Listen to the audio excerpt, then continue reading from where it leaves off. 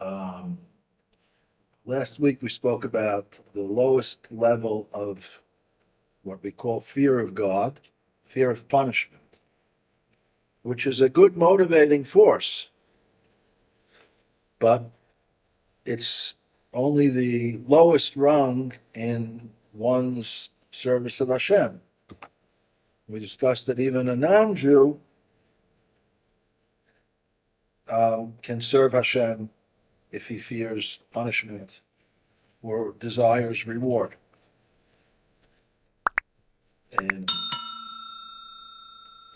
yet there's a Mishnah in Pirkei Avos which says, "Al tiyeh kamo Eved shemishamish raboy not mekabel pras." Do not be like the servant who serves his master for the sake of receiving a reward.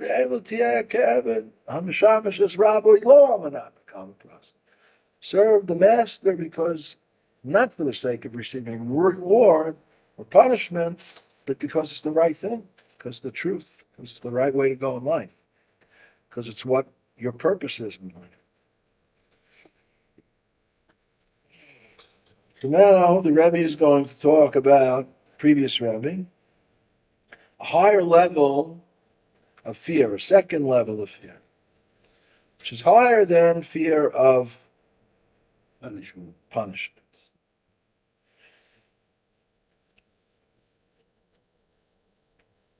This is called Yiras HaMaila V'Haromamus.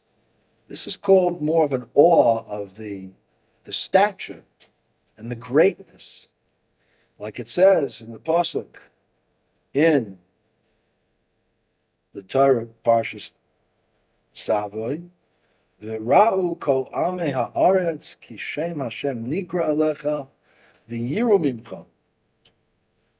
All the nations will see that Hashem's name is called upon you, and they will fear you. So this is the wording is that Rahu. V'yiru mimcha. Okay. V'ra'u, they will see, kol amei haaretz. Ve'iru or Ve'rahu? Ki shem Hashem nikra alecha v'yiru mimcha. Okay. This is not fear of sin. This is not fear of punishment. This is a certain type of awe, of level, of elevation. Like it says in the Gemara in Menachos, Rav Eliezer HaGadol, Rav Eliezer the Great says, "V'ra'u kol amei haaretz v'yiru mimcha," and all the nations will see and will fear you. Eila tefillin shel barosh. That's tefillin of the head. The soldiers in the ancient times of the Jewish people used to go out wearing tefillin.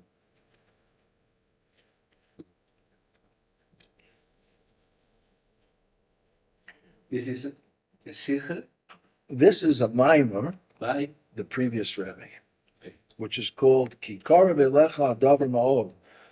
It is very close to you to serve Hashem with love. V'ficha b'lvav chal so in your heart and your mouth, to do it, to fulfill Torah mitzvahs. You see, he's going to explain how it's close. And tefillin causes fear. The Rebbe many times pointed out that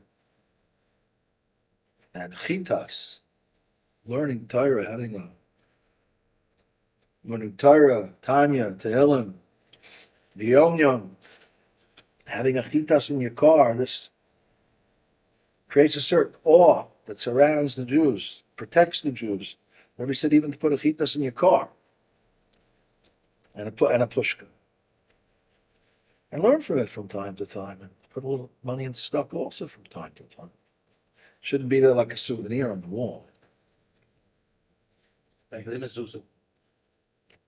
This is like a souvenir. For some people, yes. No, this also protects. The mitzvah's tefillin, hushibu dalei v'amoch. Rabbi Eliezer says,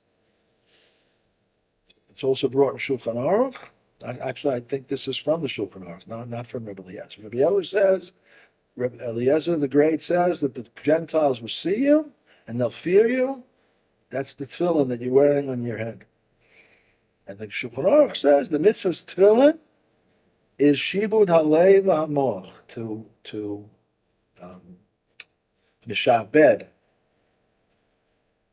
to subjugate the heart and the mind. We put tefillin on the head. That's to subjugate the mind. We put tefillin on the arm, but opposite the heart, not here. Are you left-handed? Yeah, Like me. me too. And you can still see the straps. Put tefillin here, towards the heart. They subjugate the heart. These are the internal garments. One's feelings, one's thoughts. They should be directed. They should be subjugated to what Hashem wants. And tefillin helps a person to achieve that. And the reason we put the tefillin on the arm before the head, so according to Nigla, it says, the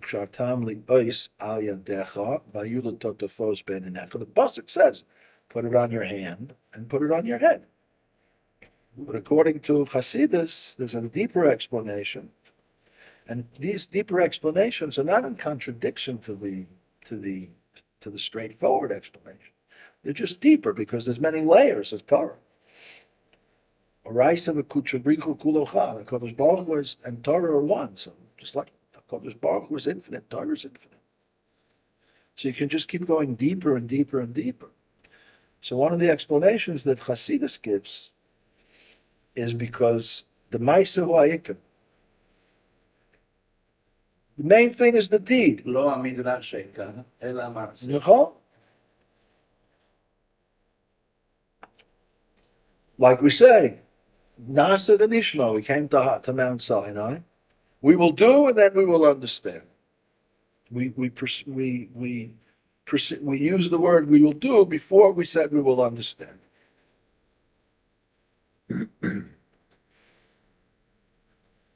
Shul l'shabed hamoech v'halev la'avoidasa yisbarach b'limud ha'Torah v'kiyum mitzvahs. And putting the tefillin on the hand and the head is to strengthen the idea of subjugating the mind and the heart to serving Hashem. May be blessed through learning Torah and through fulfilling mitzvahs, because that's how you serve Hashem. Right? We have a method of serving Hashem. It's not like some people just want to do their own thing, and they think they're having fantaziot, like they say in Hebrew, like fantasies, right? They feel they're on a very high spiritual level, but they're not really grounded. If we want to get to a spiritual level that's real, everyone can be inspired from time to time. But if we want to get to a spiritual level that's real, that's consistent, so the Avodah has to also be consistent. Actually, there was a very nice Dvar Torah in this week's Parsha, Parshas Pinchas. Many great sichos of the Rebbe, many great Divrei Torah.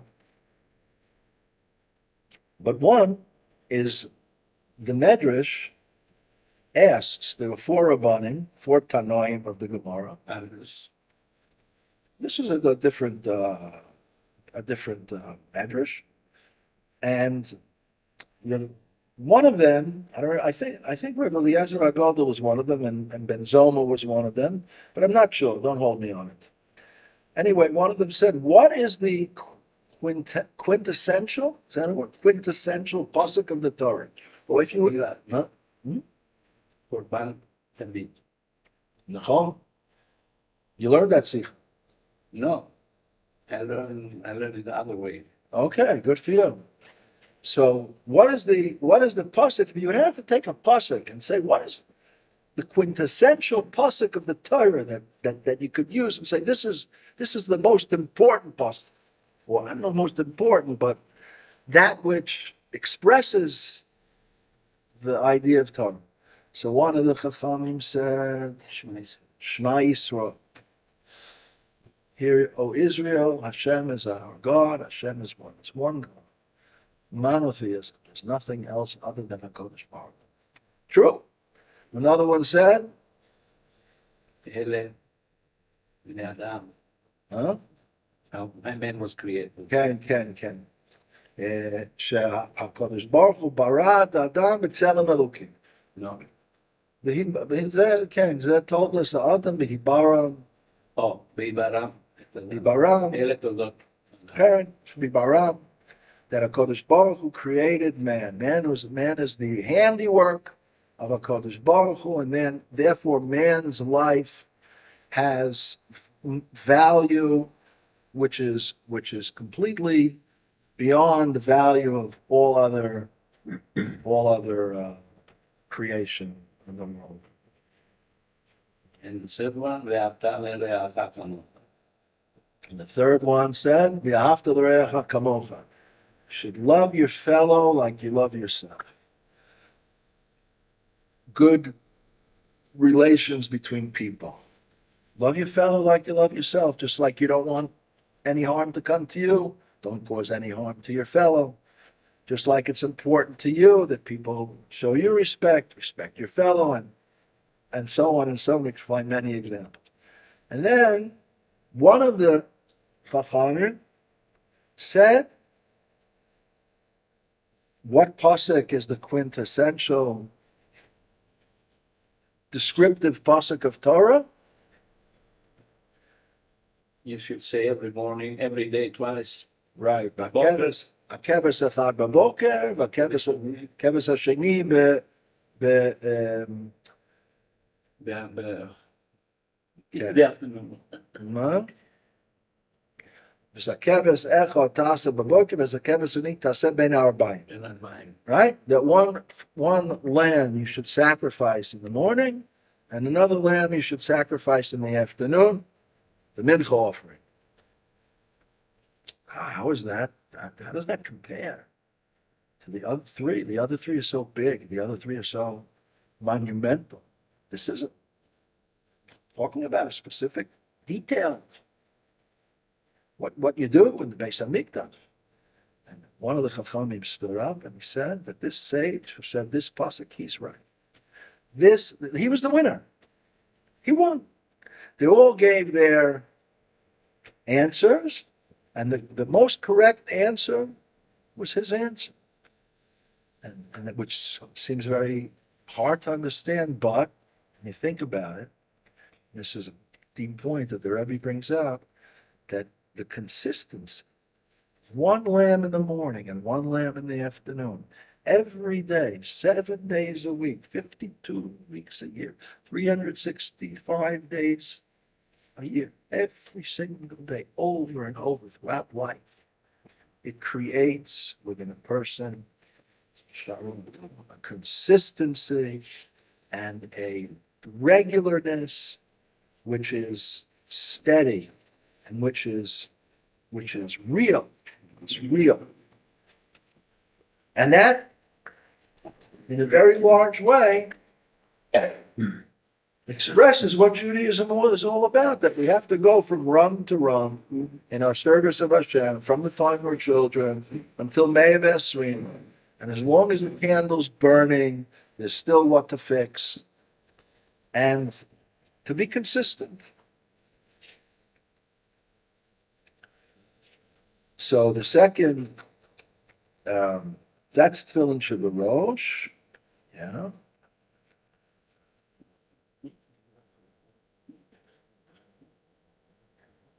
And that's the idea that when it says that the people of the land will see you and have fear of you, it's not a fear of Onish, it's a fear of the Maila, the Yisroel was the Yisroel. It's an awe of the level of Yisroel.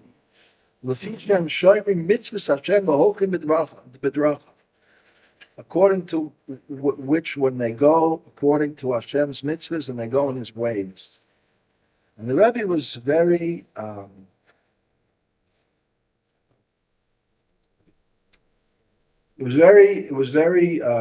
the Rebbe brought out on many occasions how a Jew should walk with his head held high, He should be proud of who he is. And if he's proud of who he is and he serves HaKadosh Baruch Hu the way he's supposed to, then the Gentiles will have respect for him. If a person wants respect from others, laviyut. We all know that if a person wants respect for others, he has to have respect for himself. If he doesn't have respect for himself, others won't respect him. If he has respect for himself, others will respect him. And this is also true for a Jew. Rebbe was once on a train. It was in Soviet Russia. It was a period of, I'm not sure exactly when it was. But the Rebbe was putting tefillin on the train. He was a young man. And the Gentiles surrounded him to protect him from the anti-Semites that were there. I remember myself when I was working as a young married man in a large company, and a guy came up to me, a non-Jewish guy, and he said to me, you know why you Jews were exiled and now have to wander all over the earth? That's a nice opening statement, right? I said, why? He said, because you worship the golden calf. You worship the golden calf. You're still being punished for that. That's what Rashi said. Rashi says HaKadosh Baruch Hu is gonna separate. You know, he's gonna not separate. He's gonna be methalek. He's gonna divide the punishment over the generations, right? In every generation, there'll be a little bit of punishment. So there was some truth to what he said. I said, okay, fine. He wasn't really asking me a question. He was making a statement, you know. He was opening a conversation. I didn't consider it to be like an anti-Semitic encounter because he was just, you know, being himself, you know, and he wasn't really like attacking in any way. He was just expressing how his belief system. Okay, fine. They worship a piece of wood. Them, yeah. And then he came to me another time, and he said to me, you weren't here the past couple of days. I noticed that. You had your holiday, right? You had your high holidays, right? He said, yeah, correct. It was like Rosh Hashanah. He said, how come Stan was here? Stan was the manager. How come Stan was here? Why, he doesn't have respect for his religion? I don't know what to say. But you see, from this Gentile's response, he understood.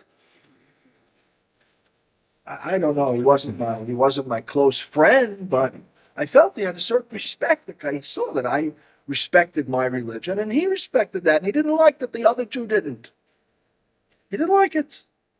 You know, it's important to make this point because there are many Jews that think that the way to get respect of the Gentiles is not to stand out. But the approach of Torah is no. It says that Kol Amei Haaretz Yiru Otcha, they will see you and they'll have fear of you, awe of you. And what is that? Rabbi Eliezer HaGadol says that's when you're wearing tefillin v'barosh. That's the Gentiles see a Jew is serving Hashem and has respect for them. Rabbi Avram Twersky, alav shalom. You've all heard of him, I'm sure. You know the story on the plane? Psychiatrist. Right. He was on a plane one time. He tells this story in one of his books. And, you know, he's a Hasidic man with a long black coat and a long beard. And, Passed away, by the way. yeah, I said alav shalom. 2 years ago. Yeah. And this woman says to him, you should be ashamed of yourself. Jewish woman. She's sitting on the plane. You should be ashamed of yourself walking around like that. Why can't you be more normal? You know, you stand out. It's embarrassing. Amish. Yeah, you heard the story, right? What? What did you say? What? So he said, right on the spot, he said, excuse me, he said, I'm Amish. The Amish, you know, the Amish, they go. That's right. Yeah, you know, they look like from Jews. I think they shave their mustache. Yeah, they shave their mustache. right? But I don't know. He didn't shave his mustache, but he said he's Amish. Right. And she said, "Oh, I'm so sorry. Yes, you people are so special. You're so nice. You're so wonderful. I really apologize." And then he said back to her, he gave it to her. He said, "I'm not Amish, I'm Jewish." He said, "But look at you. You don't have respect. You have respect for the Gentiles, for them keeping their traditions, but you don't have respect for your own traditions. What's wrong with you?" That's the exile. That's what the exile does. Yes, sir. Reminds me of a scene in The Frisco Kid. You ever see that? What's that? The Frisco movie, The Kid. Frisco Oh, the Kid. Frisco Kid. Yeah, Gene Wilder was it was the 19th century, came from the United States, he's a rabbi somewhere. And he's in the shipping port or whatever, and he's an Amishman in Philadelphia, I think it was. And he walks up to him and says, "Landsman!" The guy turns around and says, "No mustache." Uh-huh. Yeah, right. So that's the second type of fear, which is not a real fear, it's more of an awe. And the Rebbe explains, he says, when it comes to this higher fear, there are two levels. There are two levels in the higher fear. We've talked about the lower fear, which is the fear of punishment. But there are two levels in the higher fear. He explains a little bit about the lower fear that it says, like it says in Pirkei Avos, that if it weren't for the fear of the police, a person would actually swallow his neighbor alive. And then the second fear, the second fear, which is more of an awe, like the awe one has before a great Torah scholar. Or I imagine Lahavdil would apply even to someone who is in the presence of a great secular scholar also. Delifnei Chacham Gadol, because this would only apply really to a Torah scholar, because before a great Chacham, one feels bittul and one feels awe. And this is an inner fear. This is not a fear of punishment, but this is an inner feeling that comes from the greatness of the level of the person that he's with, that he's standing there. If anyone's been to the Rebbe, it's a certain just awe. You're standing before someone that's very high level.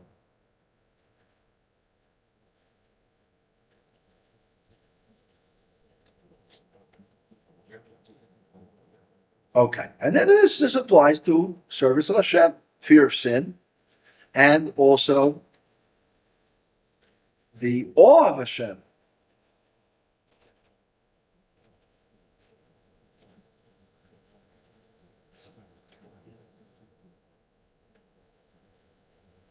And the Rebbe says that don't think that fear of sin is really a bad thing. We found many psukim that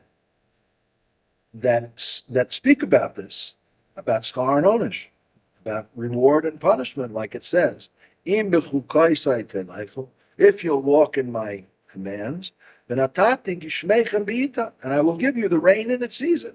And if you don't walk in my statutes, the punishments. And this is a very easy fear that a person can draw down on himself. Because through learning Torah, we know that there's a reward for the mitzvahs and there's a punishment for transgressing them, also in this world and also in the world to come. Chas v'sholom. Now, when it comes to the higher level of fear, there are two levels. One higher than the other. The lower level is like when someone, like we said, is in the presence of a great scholar, a great sage, or in the presence of a king, Yiras HaMelech, Today we don't really have kings. Charles. Huh? King Yeah, okay. No, It's not like it once was. so he's not the boss here, but the prime minister. There was a one when the Tsar of Russia was deposed, the communists took over. One of the Hasidim expressed it's going to be very difficult now to understand the idea of kingship, because that was a kingship where the fear of the Tsar was felt throughout the entire country. Do you remember Didi Amin Sasa? What? Didi Amin. Oh, that guy from Uganda? Yeah. Yeah. He ate people. He ate people. Oh, yeah.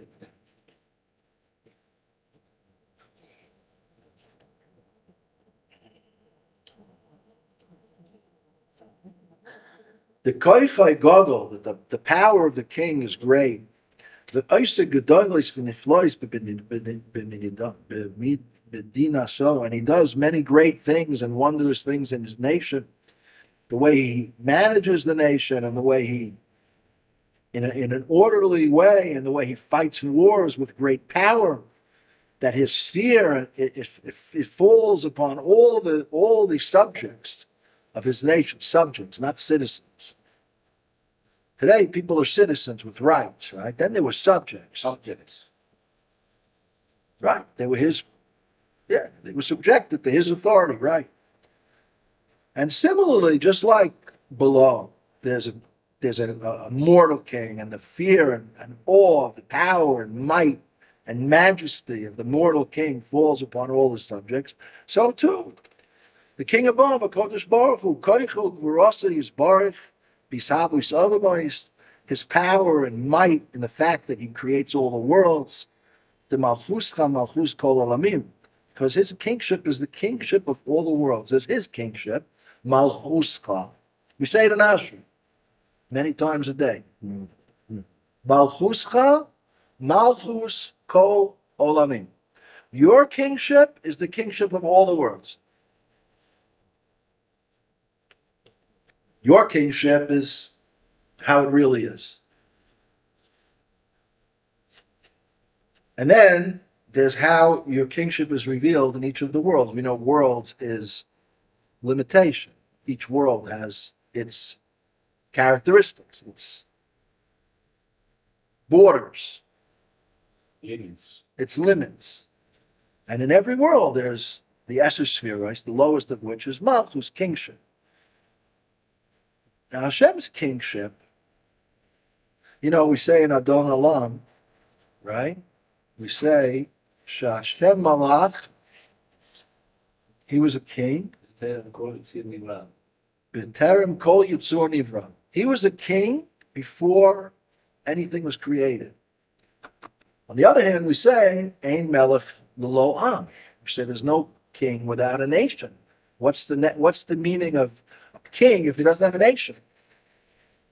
So, although these might appear contradictory, they're not actually contradictory, because in the level of Hashem Malach, B'terem Kol Yitzur Nivra, how are we supposed to understand that Hashem was king before anything was created?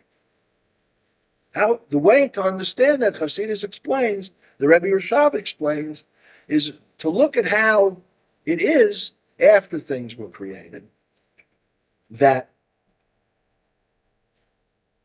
there's a king who's really a king, and then there's a king who's wearing the clothes of a king, but nobody actually looks at him like a king, like perhaps Biden, okay? Even though he's not a king, right? And nevertheless, he's the president. Or he's still the president, actually. He's the president, but he's a joke, right? To most people, he's really just a joke, even though he might have the office of a very powerful office, he's not a very powerful person. He's not very presidential. And there could also be a king like that the king inherited the kingship, right? But in the eyes of his nation, he's a fool. And of course, they have to respect him, because he can still decide whether they're going to live or die. But he's not a real king. On the other hand, there's a person who like the previous Rebbe explained, by the way he runs his kingdom with great order, and the way he fights wars with tremendous power, and his fear, his majesty is all over his subjects. So that's a real king. True, he's immortal, but he's someone who rose to the office that he holds. So HaKadosh Baruch Hu Lahavdil is a real king. HaKadosh Baruch Hu decided before anything was created, Ani Eloch, Ana Emloch. That's the lashon of the Zohar, the Medrash. Ana Emloch, I will rule. HaKadosh Baruch Hu wanted that there should be worlds, and that we down below should accept his rulership over ourselves and reveal that he's the king. Our tefillahs on Rosh Hashanah are all about this, right? Revealing HaKadosh Baruch Hu's majesty in the world. We say in our prayers of Shemona Esrei, rule over the entire world in your majesty. Huh? Malchuyot. So, in other words, HaKadosh Baruch Hu is a king be'etzem. He doesn't need a nation to actually be a king, because he's a king. All of kingship comes from him. All of the qualities of kingship come from his kingship. They're a minute reflection, as they're reflected in the worlds. But still, it's Malchuscha. Your kingship is the Malchus to call Olamim. There's Malchus in every world. Malchus, which we're going to see in a few minutes, is the lowest level. It's referred to as speech. Because Malchus is the level that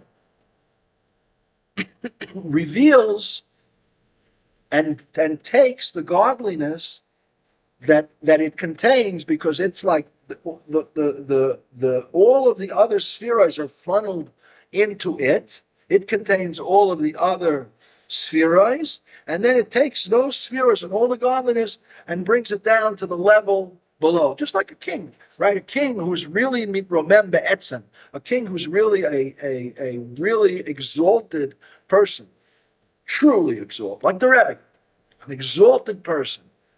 So he takes himself and he makes himself available to the nation. He stands for hours on Sundays and gives out dollars to each and every person with a smiling countenance and a bracha. And if someone has a little question, if someone has a question, the Rebbe will answer the person's question. Is that his pnimius? Is that his exaltedness? No, his exaltedness is much more exalted. Just he takes his exaltedness and he brings it down to us. He reveals his exaltedness down to us. That's a king. That's what kingship is. Kingship takes the higher level and brings it down to the lower levels. And therefore you can have in every world HaKadosh Baruch Hu's kingship. So the king is the teacher. Yeah. Mm-hmm. In a way, yeah. But the king can teach just by being himself.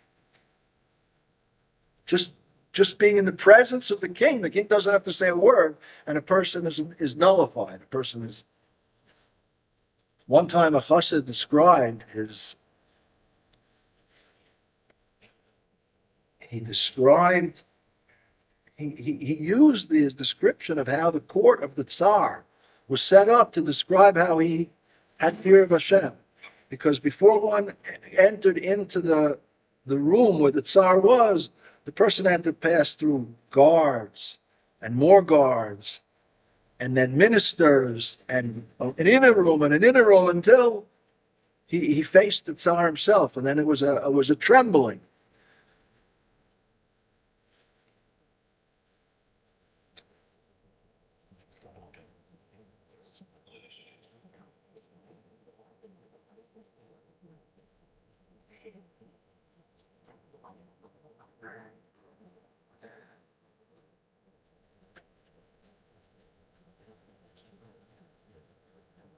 Yeah.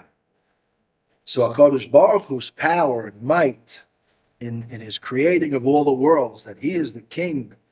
Malchuscha Malchus Kol Olamim. Your kingship is the kingship of all the worlds. In other words, your power of kingship is found on every level. Ha'or v'chayiv shenimshach me'ito yisbarech, the light and life that's drawn down from him, may he be blessed, to each and every individual specifically. V'gam lo'evdei ritzonai, v'af gam lo'evdei ritzonai, even to those who transgress his word.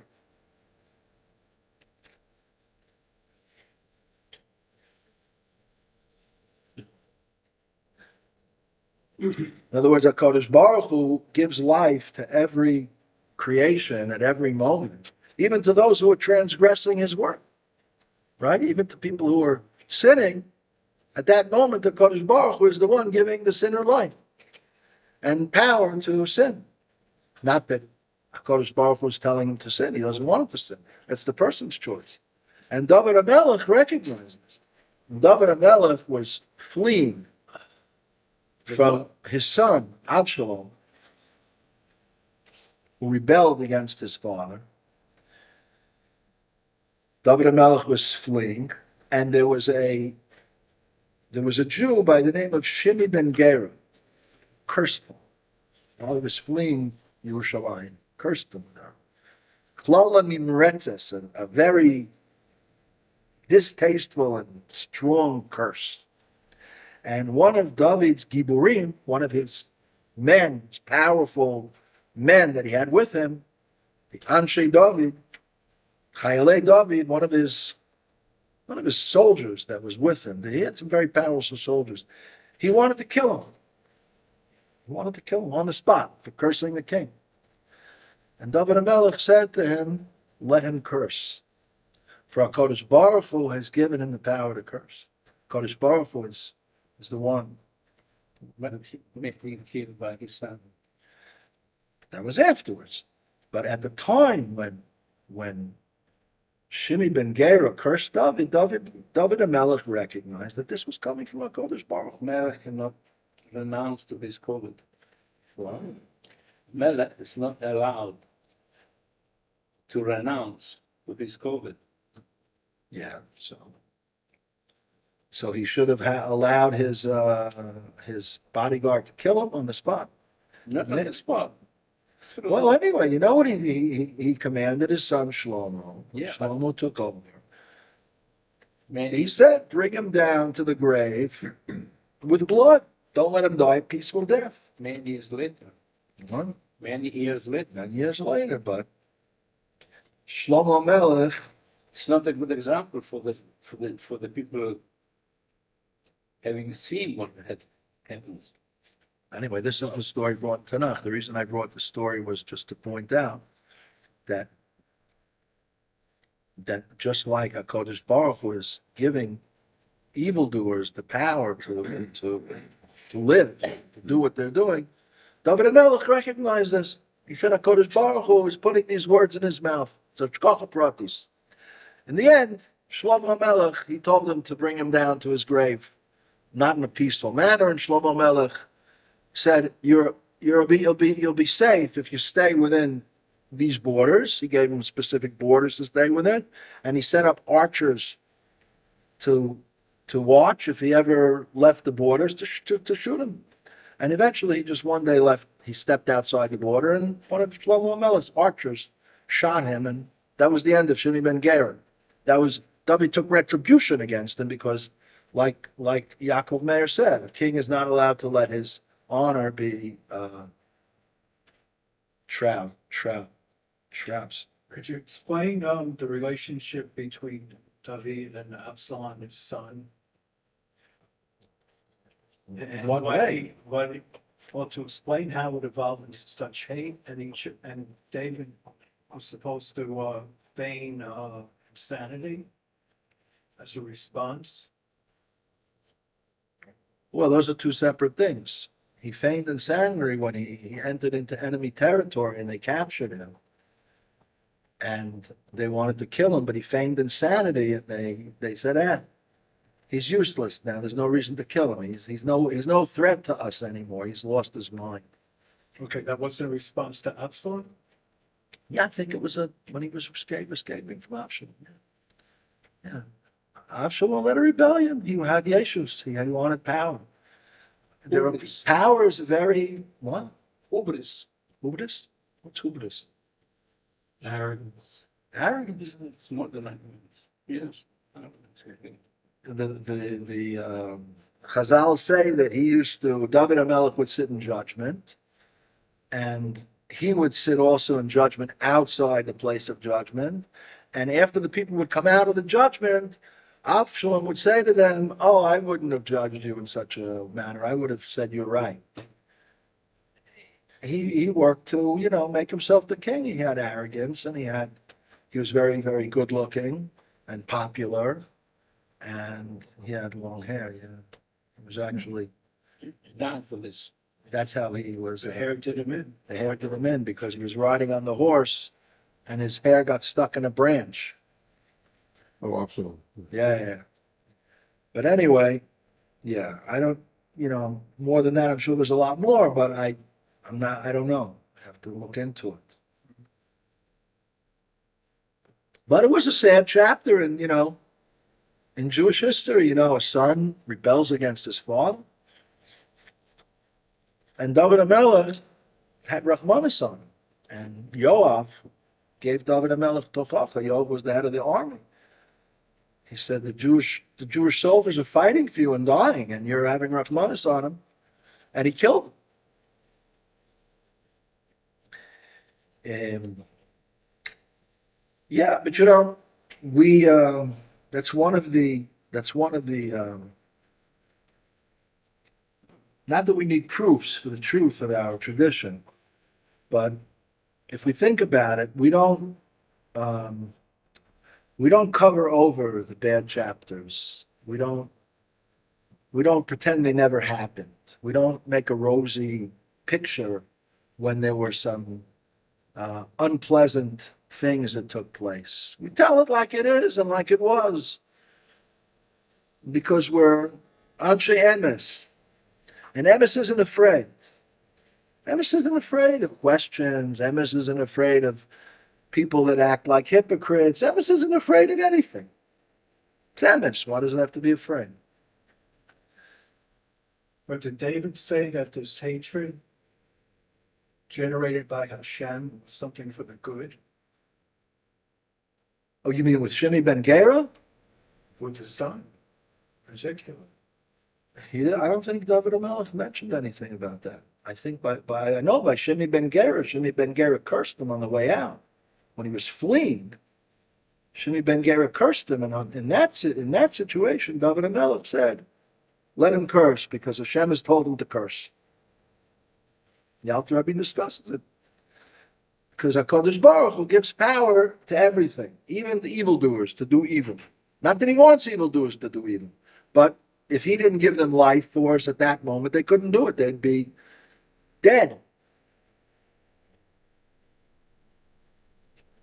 Mikol Mokom Harinim Shochlem Eza Chayus Al Kol Panim. And the Frierdiker Rebbe says that even to the evildoers, some chayus is brought into them. We know that chayus is like someone who throws a piece of meat over his shoulder. That's the example that the Alter Rebbe brings. How Kodesh Baruch Hu, he doesn't really want to give. Well, we can't say he doesn't really want. That's not his true desire. His true desire is that the Jewish people should serve him by learning Torah and doing mitzvahs and make this world a dwelling place for Hashem, reveal him in the world. But in order that man should have free choice, HaKadosh Baruch Hu created an entire system of evil. That evil should have an attraction in certain ways. Olam Hazeh, this world, has a lot of attractions. Like we mentioned before, of Dessler from England, wrote that HaKadosh Baruch Hu set up like a store window. You know, in the window you put your wares, the Chalom Rava. What do they call it in English? The guy puts out, the store owner puts out his best merchandise so that when people pass by and they look at it, they're attracted and they want to come in. So there's evil people that are wealthy, and there's evil people that are powerful, and there's attraction to evil. But that attraction is not because HaKadosh Baruch Hu wants us to do evil. It's because he wants us to strengthen ourselves and use our spiritual muscles to withstand the temptations of evil. Personally, I would trade off free will for the destruction of evil. I don't think it's a good trade-off. You know, it says that the desire, there used to be a very strong desire to worship idols. Literally, to actually run after these kind of, you know, gotchkas. What do you call them? Getchkas? What's it called in Hebrew? In Yiddish? Yeah, idols. How do they say it in Yiddish? Huh? Gotcha.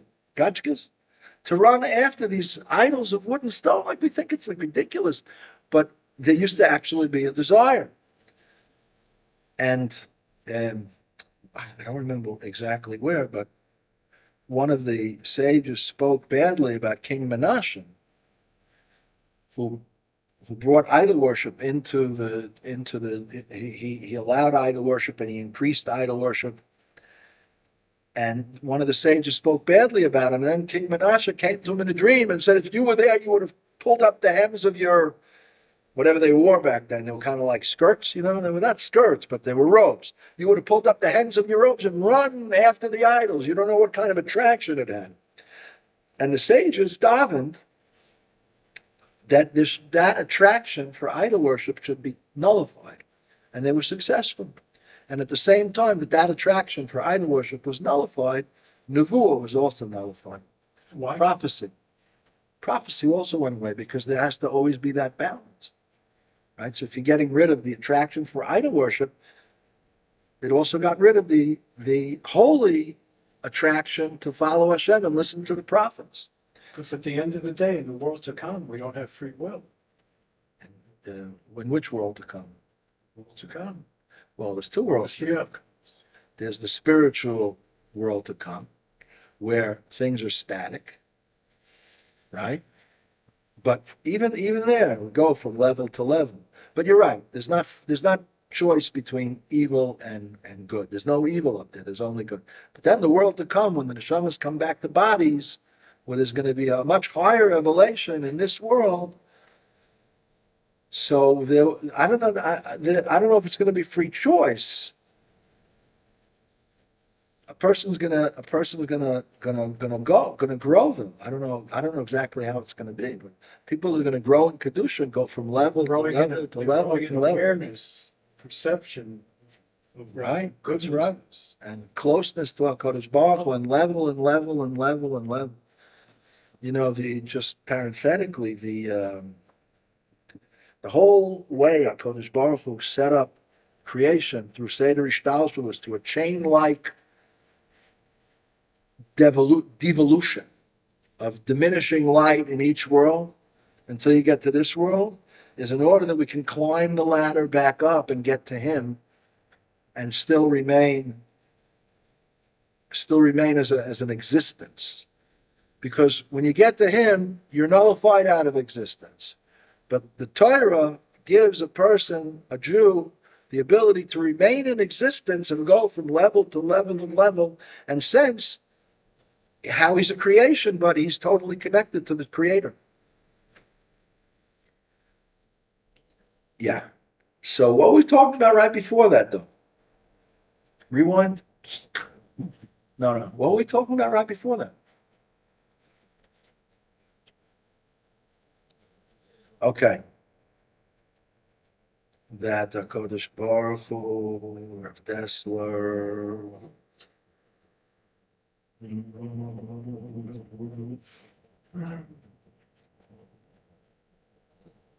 Yeah. In other words, it's a means to an end. The end is that the Jews should serve Hashem with love and fear.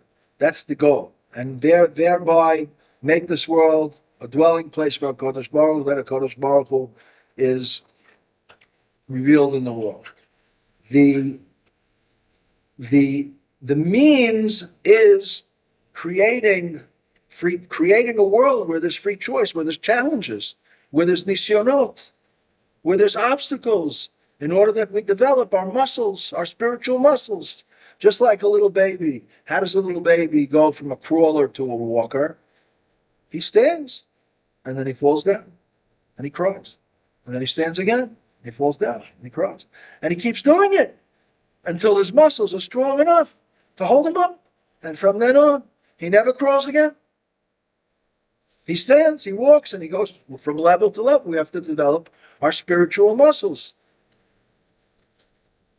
The neshama comes down, the neshama is pure and holy, but above it doesn't have challenges. Down here in this world, it has challenges. And the challenge is to recognize HaKadosh Baruch Hu and reveal HaKadosh Baruch Hu and get rid of all the filth and all the things that are not according to HaKadosh Baruch Hu's will from his life. Oh, I remember what I was going to say. That the Chachamim, they got rid of the Yetzer Hara for Avodah Zarah, for idol worshiping, and then prophecy went away. And then they said, let's get rid of the taivas for women. And they did. And then it said roosters. What is times? Desires. The what? Desires for women.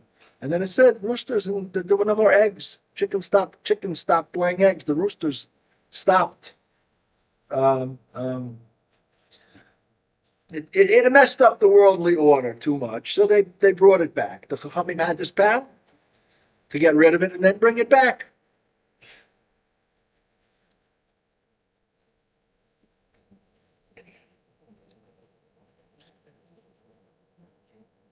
V'zeu yirmei Hashem kol haaretz mimenu yaguru kol yeshtei sevel, that all nations shall fear you from his power, that he creates worlds. Yet nevertheless, this is a higher level of year. It's not fear of punishment. It's a certain awe of the majesty of HaKadosh Baruch Hu, and it enables a person to nullify his will to HaKadosh Baruch Hu's will. And then there's a higher level. Bittul b'metzius. There's bittul hayesh.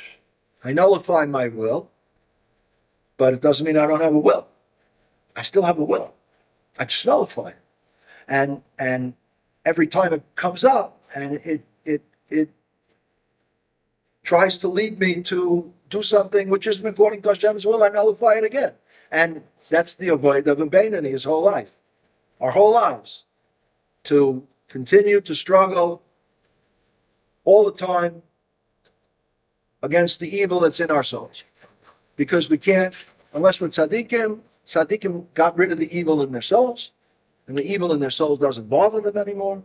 But unless a Kodesh Baruch Hu grants us a gift of becoming a tzaddik through tremendous avodah, it says in Tanya that if a person serves Hashem with tremendous avodah, he can be granted a gift from above, that he'll have no more evil in his soul.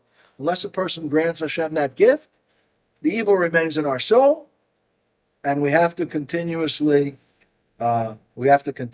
fight against it and push it out when it rises from the left ventricle of our heart, from the animal soul, from the bad in our animal soul, to our mind to think about it and dwell upon it. We have to push it out with two hands. We can't stop it from rising there, but we can push it out. We have that power because our thoughts, we can control what we think about. We have control. We're in control.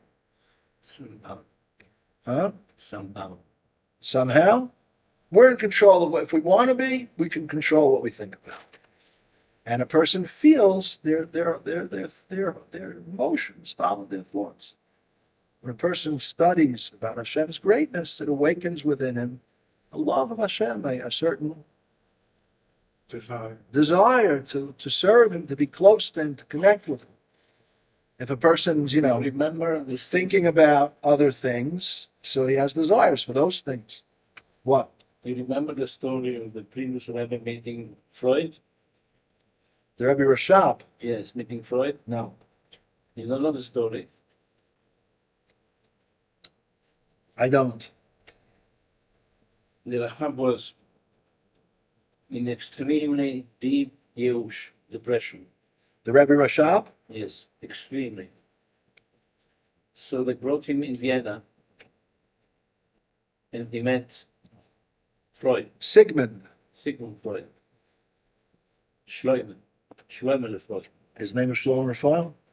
By the way, when the letter his father wrote to him in Hebrew, giving him a lot of brachos, Shlomo Freud knew much more than people imagine, because his father was very religious I am. and he knew everything, but he didn't want people to know that he was.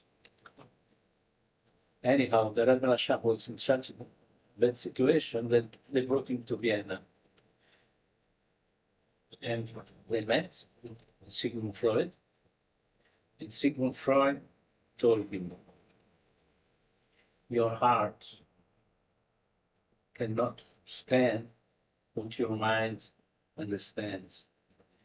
Because there was anti-Semitism in Russia, Judaism couldn't be developed as he wanted, the yeshiva were not possibly growing. So Sigmund told him,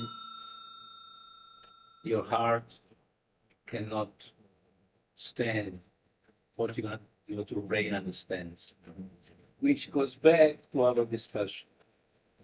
So we'll see here, the Rebbe talks about the Moach Shalet Alalei. Have a look, because there is in the Chabad books, there is all the story about the meeting. It's very interesting.